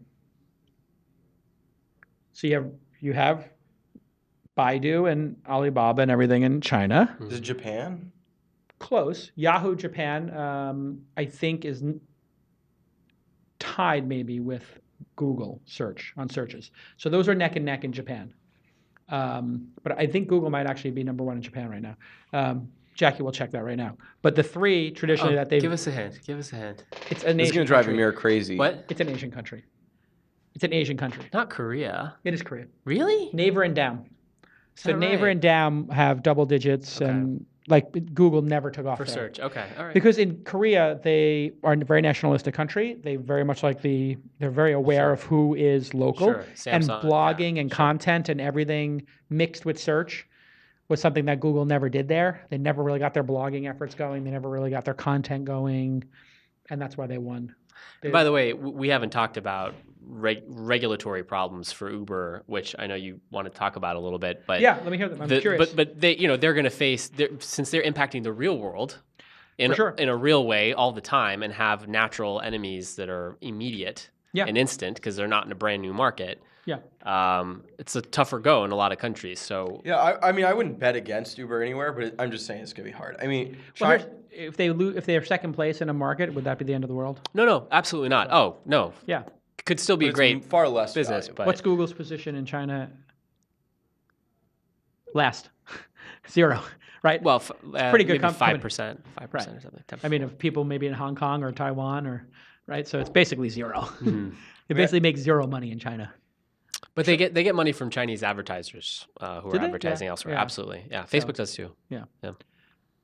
I mean, in China right now, they're getting bullied by Tencent. So it's not even just a matter of the Chinese government being harsh on them and Ditty, but they're also sort of the investors in Ditty Kuaidi are just sort of trying to block Uber's growth and keeping off WeChat. But they're doing the right thing. They have hired some good and well-connected and important people, but they do need to find like a CEO of Uber China who's from there Which who they've wants to said they're take that looking job. for. They said, look, it's a they hard are, job to fill. Yeah. It's a risky job for somebody to take. I mean, there's a lot of money in The China. good news is they have local. I thought it was smart, and I didn't talk to him about China, but the fact that there is a local,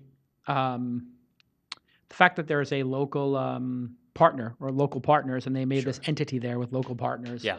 That to me seemed brilliant. And the Uber argument for why things are different for them is that drivers take most of the revenue. Like, that's the business model. Yeah. So at the end of the day, even if Uber is very successful, most of the money they're making Sure. goes to local Chinese people. And that's different than Google search. What do you see the regulatory issues are? I mean, aside from the obvious ones of the medallion holder stopping people. Regulatory issues where? In the United States? Or For Uber in general, top 2 or 3 issues.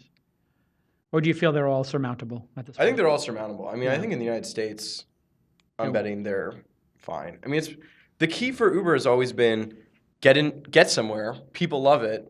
They're now your advocates.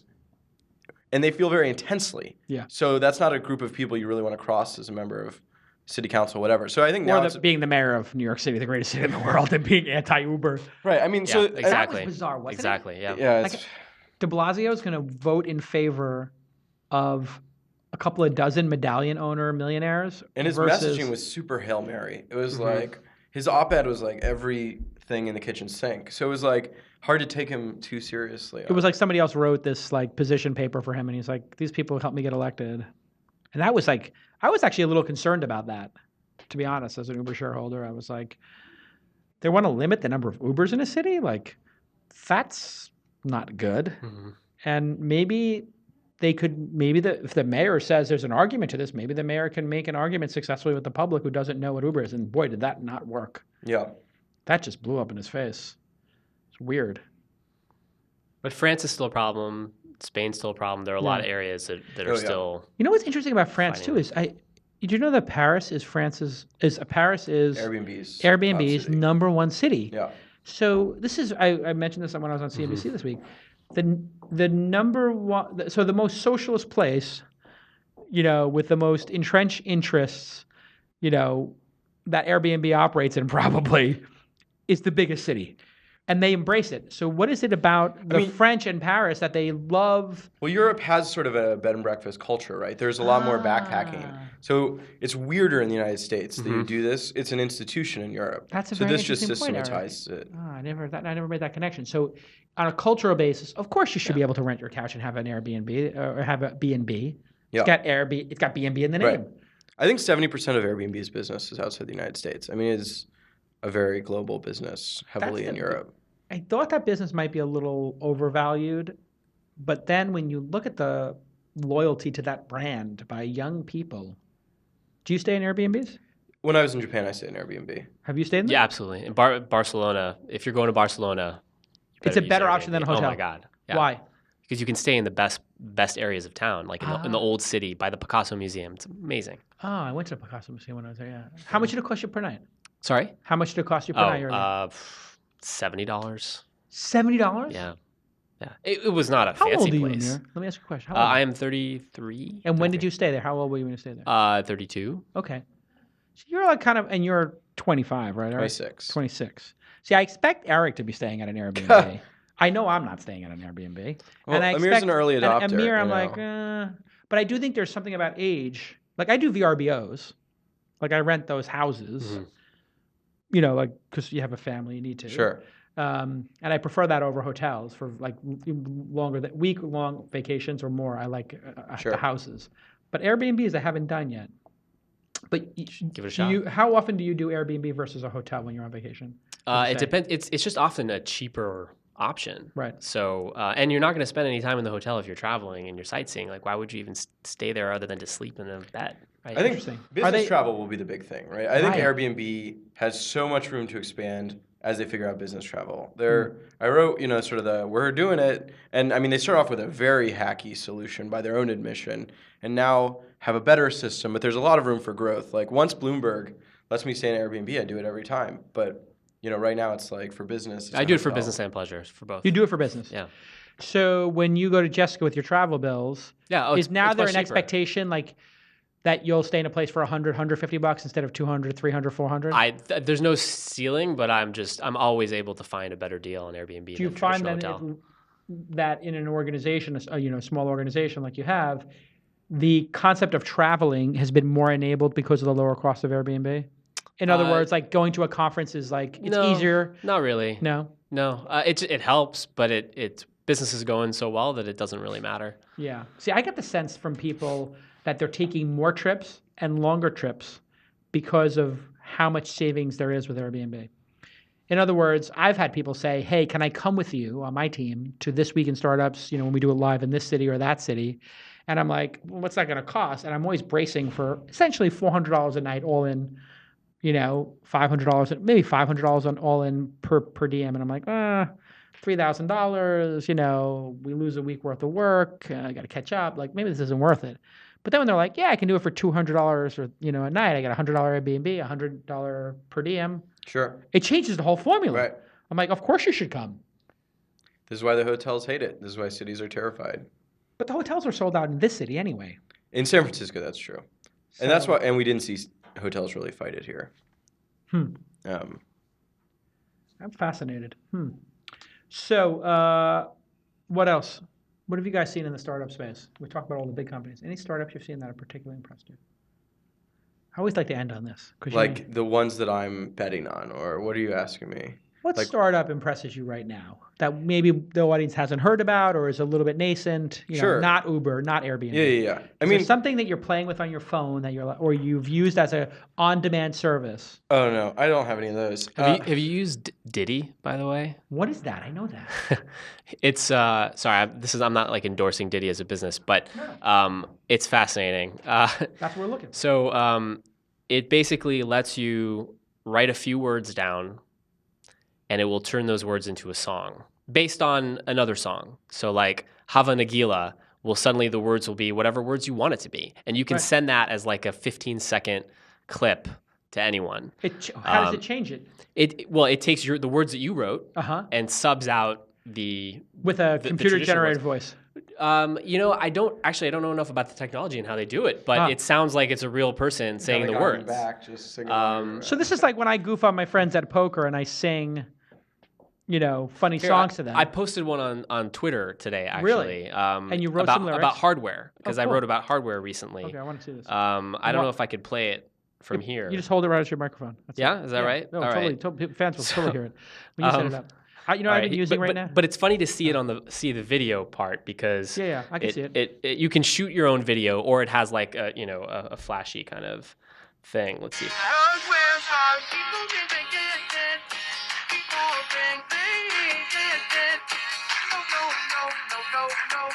No. Hardware's hard, people. So that's the thing. I wrote hardware's hard. People think they get it. Nope. And it turns it into that. That's hilarious. What's that song, though? I know that song. Yeah, I actually don't know the name of it. But they take popular songs and then they'll just put in your words to that. And it's really funny. I had a conversation with... So, no. This is not what I live for. No, this is good because you know what? It's like replying to hilarious. people with an animated GIF. I think it's hilarious. Are you a Giphy investor or what? Like, I'm not. No. I saw that I think somebody bought GIF.com. I think somebody bought GIF.com. And I'm just like, this is really interesting. You know what I've been trying that's really interesting is, I talked about Lux before on the program. And I was using it when it was cheap. Then I stopped using it. Then I had the CEO at the conference a couple weeks ago, and he was saying they have this monthly. So I tried the monthly, Yeah. $300 a month, which sounds ridiculous, outrageous. But then I was like, wait a second. It covers all the way to Pack Heights down to Mission Bay. And the other day I used it a record 3 times in one day. So it's costing me $10 a day on average. But if I use it 5 days a week, that's 20 days, 300, it's costing me $15 a day. So on days when I park once, I'm at break even. On days when I park twice, I'm paying $7 to valet my car in and out. And then on days when I park 3 times, I'm paying $5. I went to 3 meetings. I went to CNBC, then to a meeting, then to the office. And that was $5 each time I parked. They're probably losing money on you. Well, they said there's a lot of breakage because I'll go on vacation and not pause the service or unsubscribe, or there'll be days I don't use it or whatever.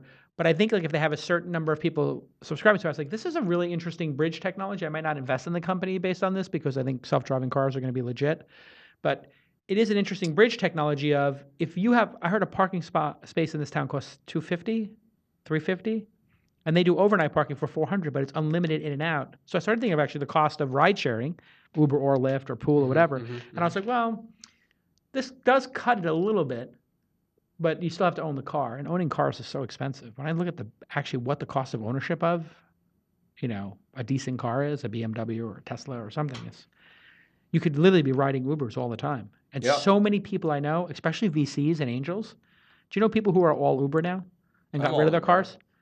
Did you own a car previously? No. Well, okay, so you're So the question is, being full Uber. Are you full Uber or full UberPool?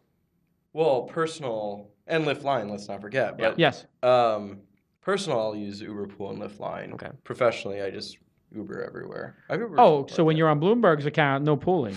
You're fancy they want pants. me there. My time's valuable. Fancy pants. I did. I was talking. Sometimes I do take pool if I feel really guilty that it's like it's a 2x surge or something. I'm like, even Michael Bloomberg doesn't deserve this. Right. Exactly. When I was talking to Travis, I told him I used UberPool exclusively for a week.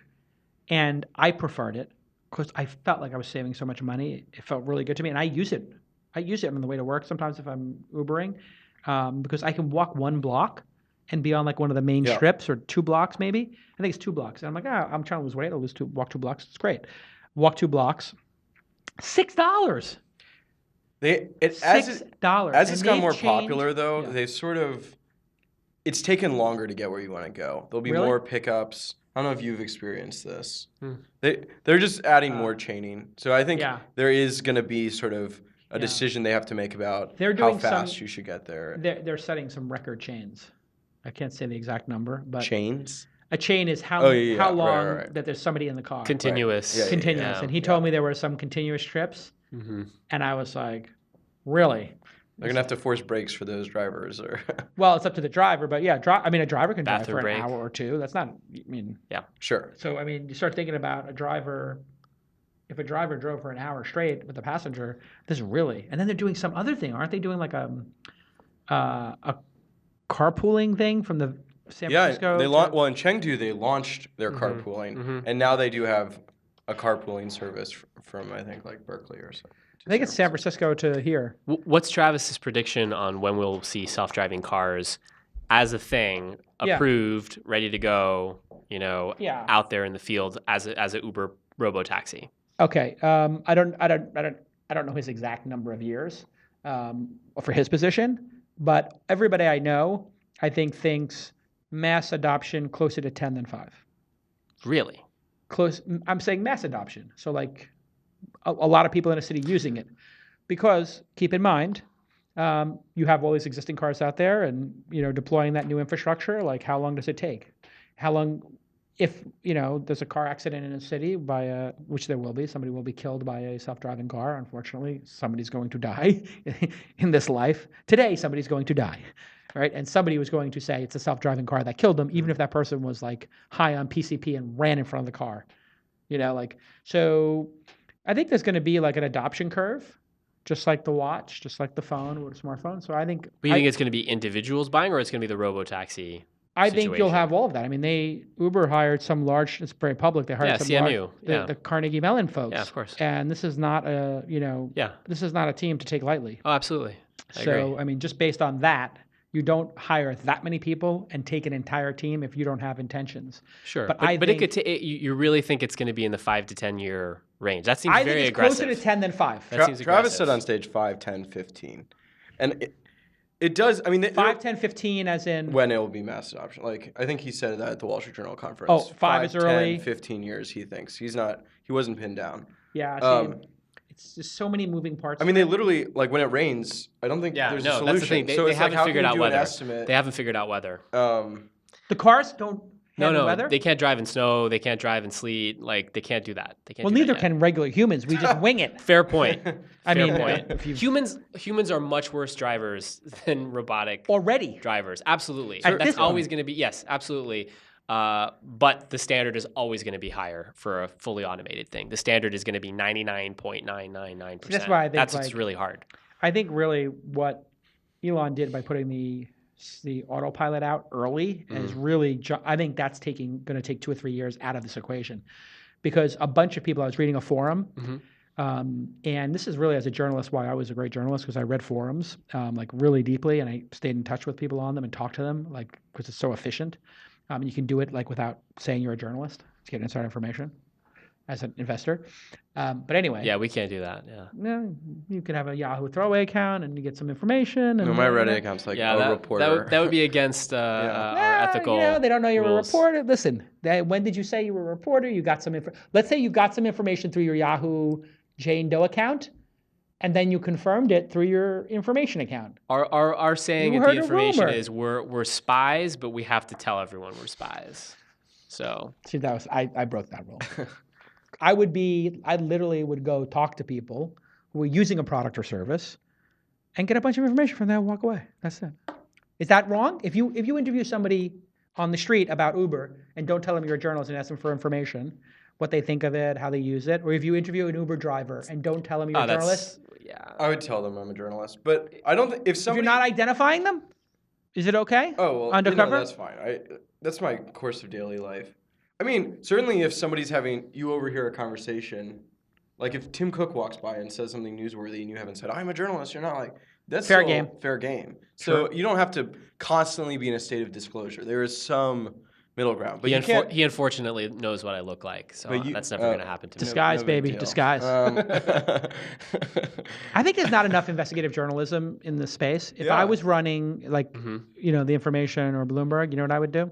I would literally have my folks like in the TGI Fridays, like across the street from Apple, across the street from there's all these bars that these people go hang out in. The ROI on that endeavor is just the creamery would difficult. Be my target spot. Yeah. That'd be like one. Let me ask you this: if you had a listening device, oh man, just on Travis, but I mean, this is very interesting.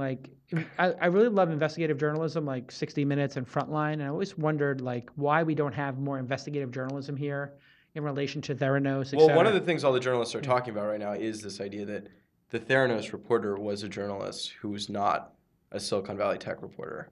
Right. But Theranos is a company that nobody here knows anything about because it's in the health space, and most of us are covering and they black box software the whole company. But they yeah. black box the whole company. I mean, I talk to investors who let me say, how do I say this so I don't want to get in a deposition here. I have been involved and party to conversations I've overheard from individuals who I do not remember their names at events. So pulling me in to get me to do stuff I don't remember their names anyway. It was at a conference. It was years ago. I remember investors saying they weren't allowed to do due diligence, but they were expected to go look at the documents in a document room of the investment. A lot of companies do that, yeah. But then they wanted to do due diligence. I overheard this conversation. I can't remember who said it, but I know it was an investor. They decided to invest anyway? They're like, they were like, are you effing crazy? We're going to invest without seeing the technology. They're like, we can't show you the technology. It's... And were they told that Elizabeth has, 100 to 1 super voting shares? Well, that was that to me, here's one of the things, you guys are trying to pump me for information about Uber, right? I'm getting it all the time. And I'm just like, whatever. I would never sell shares and all this stuff. I'm going to talk about it in a certain context. I would never turn code on any of my investments. To literally turn on a founder as an investor, it literally has to be fraud. And if it is fraud, and you feel like crime has been committed, there's other courses of action than telling a journalist, like suing and getting your money back, right? So like that person who said, I never signed these papers, I never agreed to it, and they didn't say their name, but they did talk. That to me, that is the chip in the armor that could be the whole What are thing. you Yeah, I referring don't to? understand What are you what you're referring to saying. right now? One of the investors, I don't know which piece it was. Jackie can look it up. Producer Jackie, please. One of the investors in Theranos didn't go on the record with their name, but was confirmed to be an investor by the journalist. Unnamed said they never signed the consent documents to give our 100-to-1 rights, Oh. and Got it. that they took silence and not responding as accepting, perhaps, which is illegal. You need to have unanimous consent, and unanimous consent is not, requires, as crazy as it sounds, unanimous consent requires unanimous consent. Again, a verbal yes. So this investor basically flipped on Elizabeth. When you start having your investors flip on you, like I have seen companies involved in frauds where people are like, okay, this was fraud. You did this with the money. We want the money put back in the account. We want it cleaned up. We're going to sunset you as the CEO, whatever. You're going to move on. We're going to hire a new person. It's all going to be, kept out of the information in TechCrunch. See, and that to me Bloomberg. seems super unethical to keep that all under wraps. I mean, Well- because you're basically passing that person off. You've participated in hyping them up. You gave them your brand. Right, and then they And now stole you're not from going you. to in any way take it away. And now they're going to go hustle somebody else. You take it away. You're just basically going to quietly move the person out, as opposed to making a big deal out of it and and then they're going to tanking the start some company. other company. And Well, then the way that it works is somebody who's investing in the next company by that person does a check on the previous investors, and that always happens. I think if you come up in the public, you should go down in the public. There's something to be said for that. Now that I'm on both sides of the table, when you see a company that's doing great work and then somebody inside of it does something really stupid, let's say even like borderline criminal or like something unethical. Let's say unethical, not criminal. Like, Sure. We're not talking about like beating somebody up or something worse like that. Let's talk about like, I don't know, they put something on their expenses that was ridiculous, that is a firing offense. The way to handle it is, okay, you did something really bad. You're going to be leaving the company. You're going to put the money back. And we're going to say you're going to spend more time with your family. And we're done. Right? Because you don't want the other 100 people working at that company to pay for the sins of this schmuck. Well, but by keeping the information from them, in some ways, they don't get to make their own decision about Well, what they think about that the guy's company. out, though. But you move that guy out. But normally it's a cultural problem. Yeah. Listen, now that I'm on this side of the table and the stakes are so much higher, like when I was a journalist, I was exactly like you, Eric, at 26. I was like, yeah, let the chips fall where they may. Right? When you're on the other side of the table and like you're seeing everybody's life could be destroyed and all this work could go to nothing because somebody did something stupid, you really start to think like, well, how do we... It's a pretty broad definition of stupid. We're talking about non-illegal fraud, right? Isn't that what we define this as? Yeah, I would say non-illegal fraud. Yeah. Right. I mean, That's listen, more you have than a fiduciary stupid to responsibility me. if somebody does something illegal to take care of that, right? And especially, and we're not talking about public companies, we're talking about private companies. Right. So if a naive founder, like, expenses stuff that they shouldn't expense, right? You can just have them pay it back and sanction them. That's totally Sure, cool. that's small. Yeah, it's small. And then if they did big stuff like that where they doubled their salary and didn't tell anybody, gave themselves a bonus and like didn't get permission, it's like you're in this gray area. Like, what do you do? That seems insane. You wouldn't believe the insane stuff that happens. Insane stuff happens. Do you think there was a lot of user metric fraud? I think that would be one of the more egregious. I will tell you what there is, because I've seen this many times. And I think Y-Combinator is like the classic example of it. Y-Combinator has, all those companies are so pitted against each other for that demo day attention. Sure. And the total addressable market, the TAM, and the curve that you have to have on that demo day is so pressure cooked that people bake that. And by bake it, I don't mean lie. I mean, they cook it and they massage it. And the way you massage it is very simple. Here's 10 weeks of growth. And it goes like this. It's going up 5% a week. It looks great. I spent, $1,000 on Facebook ads, 800, Right. 700, 600. And these unsophisticated dentists never say how much of this was paid, how much was organic. Show me the Google Analytics. Let me see the source. I do. So I do this level of due diligence, spot checking on things. And I'll just ask them, okay, I see the chart. You really think the seed investors who invest in YC are that gullible? Yes, 1,000%. the majority are. You're not very pro YC these days, is that? It's not that I'm anti-YC. It's that there's 120 companies, and when that many companies are coming out of a program, you have weird things that occur. And when you have that many investors in a room, weird things occur. And one of the weird things that's occurred at their demo day specifically, because not under Paul when they had 40 people, but under Sam at 120, one of the weird things that occurs, and this is a really big, huge problem for them, is they have to get 120 companies funded. That requires 6, 7, 8 angel investors in each. It requires 600, 700 angel investments. That means they have to put high pressure on people to fund without doing diligence. And so you go to the demo day, and then this high pressure tactic. So when you go to the demo day, you click that you want to meet the company. I clicked to meet one of the companies. They sent me the term sheet.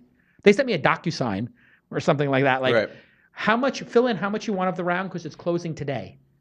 And then all of them are trained that the second somebody clicks on that button to ask them how much they want, and then I said, who's leading the round? Nobody. Who set the price? We did. And that's exactly what I say to them. I said, okay, well, they're like, and one of them said, we want you to be the lead. I said, great.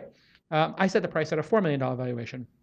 They're like, well, everybody else is getting 9 or 12. I'm like, okay, you want me to set it? I'm setting it at 4. Right. And, they're like, okay, no, we're going on to the next one. And people get this FOMA. I don't have FOMA because I'm at the top of the food chain. I'm not going to miss out. If I miss out on a deal, that's not a problem for me. I'm investing in 40 companies a year. I got huge diversity. And I have So how many YC companies have you invested in? I've had 2 of my companies go into YC. Okay. After going through like the launch hackathon and stuff like that. Yeah. And of YC companies, Zenefits. Okay. When?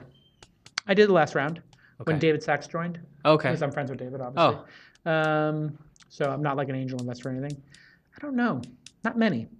Here's the thing. If I'm investing at $12 million in a YC company, and then companies coming to my incubator, I'm getting economics at a fifth of that. Or when I meet with people one-on-one, they don't have this BS 12-week chart that's been manufactured, but they have 12 months of working, and they expect a $4 million, $5 million valuation. What I tell the YC companies is, I can invest in 3 companies and get 3 swings at bat. I could take 3 3-pointers, and with you, I take 1 3-pointer. But the YC companies are crushing. Like, I mean, they had a Twitch exit, $1 billion. They have Stripe, Zenefits, Dropbox, Airbnb. Yep. I go on. What's the market cap of all the Isn't companies? Twilio one of theirs? Like, I don't think Twilio is. Twilio's not. Isn't Instacart? No. No. Yeah. They weren't. No, the big ones are Airbnb, in order, Airbnb, Dropbox, Zenefits, Stripe. and Stripe. Stripe is definitely. Yeah, so there's like 4 billion-dollar companies, I think. Total market cap of their billion-dollar companies, 50. Total market cap of my 150 investments, Yeah, Instacart is. 60. Well, Uber. And I have Wealthfront, and I have Raise, and I have, others. So You still bullish on Wealthfront? for sure, it's gonna be a tremendous company. How much money do they have under management? How much money They have do they billions. need to have under management? Well, it's pretty easy to figure out. They have 25 bips, right? They get Right. 25 bips, so it's got to be a lot. Right. But that's if you the look at the leading pace, question like they're I'm hit asking, 1 yeah. billion, then they hit 2 billion. Like Right. it's just obvious they're going to hit it. Like young people, like why would I give a 1.5? It's just these old people. I mean, it's It's just like Airbnb. It's like why would I give these hotels all this money? Well, because I always did. So for me, it's very hard to understand why I would make the change. And I don't have a concierge and I don't have a front desk. What? There's no room service?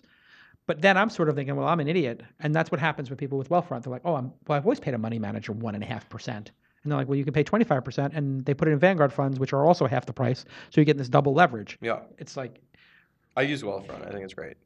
it's moving But I its way love out. VC It's subsidized moving. businesses. So. It's not. Don't we all? I don't think it's that much VC subsidized, to be totally honest. I think it's going to be profitable real quick. It's all market cap. I mean, Yeah. But anyway, I'm not down on YC. I just think 120 companies is yes, too you're many. definitely down on YC. They're a competitor.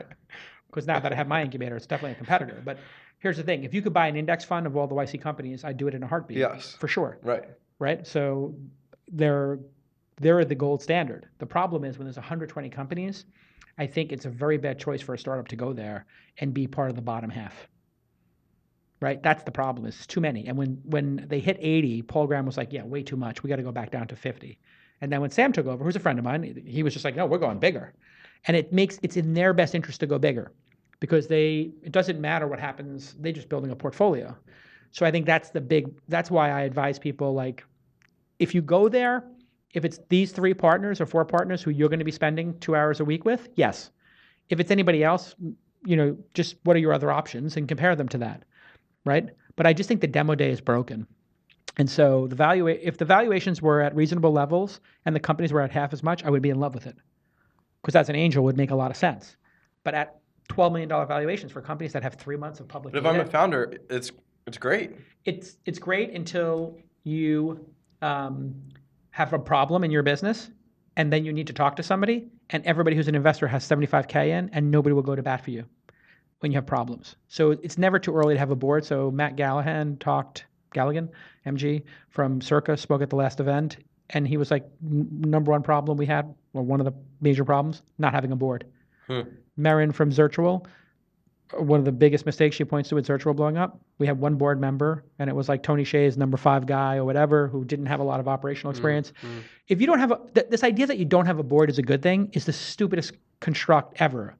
Boards are there to help you and support you. To have board members there sitting with you saying, what are the problems? How can we help you solve them? And to have them vested, Maron, this is the best thing you could ever do. Anyway, we got to end the show.